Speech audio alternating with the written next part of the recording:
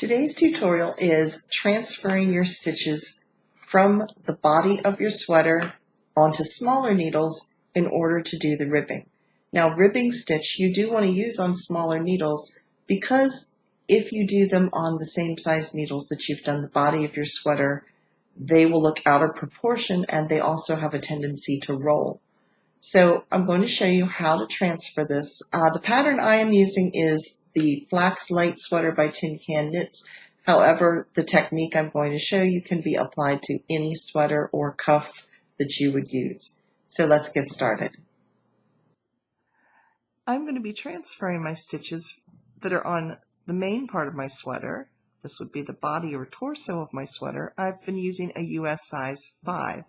I'm going to be transferring to a US size 2. Now I am using a wooden needle just so you can see the difference between the two as I do this. But the reason you want to go down to a smaller size needle, as I said before, it's so your stitches stay in proportion. Because the rib stitch stretches out, it's a more elastic type of stitch. So if I were to do the ribbing stitch on the same size needles as I did the main portion of the sweater, it would look out of proportion to the rest of the stitches that are here. So let's get started. I'm going to start with my beginning of my round, which is right here. I've moved my marker. Here is my working yarn, and I'm just going to continue to knit around, but I'm using 2 different size needles. And as I knit the stitches, and I will be doing a knit and a purl all the way around, so I'm beginning the ribbing. As I go around, it will be transferring onto the smaller needle.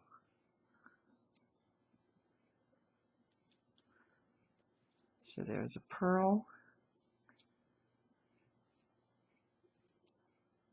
and a knit.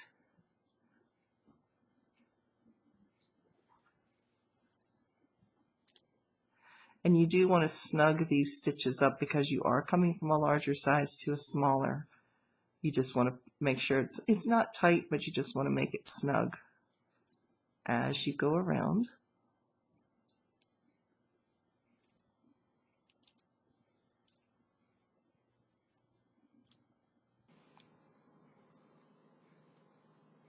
I now have just the last few stitches to go until they're completely transferred onto the US size 2. So let's do those last few stitches together.